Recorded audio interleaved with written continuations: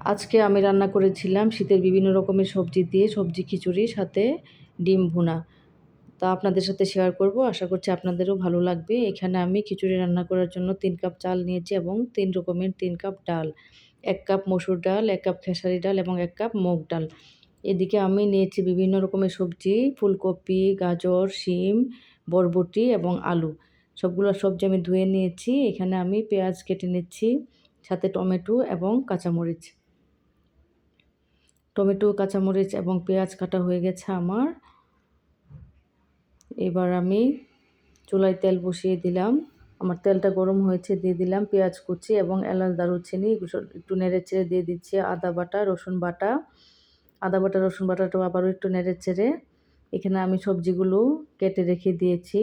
দিয়ে দিলাম পরিমাণ মতো লবণ, তারপর দিয়ে দিলাম হলুদের গুঁড়া, সাথে আমি একটু জিরার গুঁড়া দিয়েছিলাম, দেখাতে পারি নাই। এবার দিয়ে দিলাম চাল এবং ডাল। চাল ডালগুলো ভালো করে নেড়ে ছেড়ে আমি সবগুলো সবজি দিয়ে দিলাম। তারপর দিয়ে দিলাম টমেটো। টমেটো দিয়ে সবগুলো আবারও নেড়ে ছেড়ে নিচ্ছি ভালো করে। এবার দিয়ে দিচ্ছি পরিমাণ মতো পানি। খিচুড়িতে আমি পানি মেপে দিই না, এমনিতে আন্দাজ করে দিয়ে দিই। আমি ৪ থেকে ৫ কাপের মতো পানি দিয়েছি। পানি দিয়ে আবারও নেড়ে ছেড়ে আমি সবজিটা রাইস কুকারে দিয়ে দিব। এবার আমি খিচুড়িটা রাইস কুকারে ঢেলে দিচ্ছি।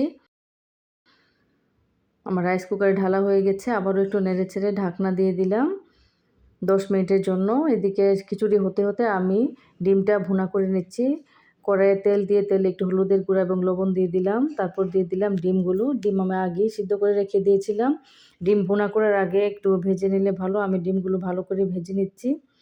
আমার ডিম ভাজা হয়ে গেছে। ডিমগুলো নামিয়ে নিব এখন।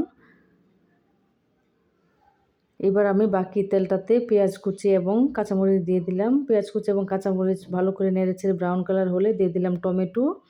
টমেটো দিয়ে আবারও নেড়েচেড়ে নিচ্ছি।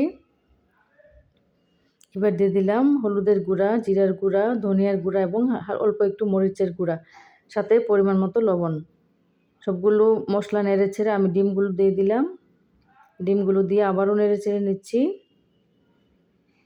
এবার দিয়ে দিলাম অল্প একটু পানি। আমি বেশি ঝোল রাখবো না, যেহেতু ভুনা করব। আমি ১০ মিনিটের জন্য ঢাকনা দিয়েছিলাম। আমার ডিম ভুনাটা হয়ে গেছে। এবার ধনিয়া পাতা দিয়ে আমি নামিয়ে নিব। অনেক সুন্দর একটা কালার এসেছে। ডিম ভুনাটা খেতেও ভালো হয়েছিল। এদিকে আমার খিচুড়িটা হয়ে গেছে আলহামদুলিল্লাহ। খিচুড়িটা একদম ঝরঝরে হয়েছিল এবং দেখতে কালারটাও অনেক সুন্দর হয়েছিল। এখন আমি প্লেটে নিয়ে নিচ্ছি। এদিকে খিচুড়ির সাথে ডিম ভুনা এবং আচার দিয়ে নিয়ে নিলাম। এই সবজি খিচুড়িটা খেতে যেরকম ভালো হয়েছিল, দেখতে অনেক সুন্দর হয়েছিল। বাচ্চাদের জন্য অনেক ভালো একটা খিচুড়ি। সবাই ভালো থাকবেন। আসসালামু আলাইকুম।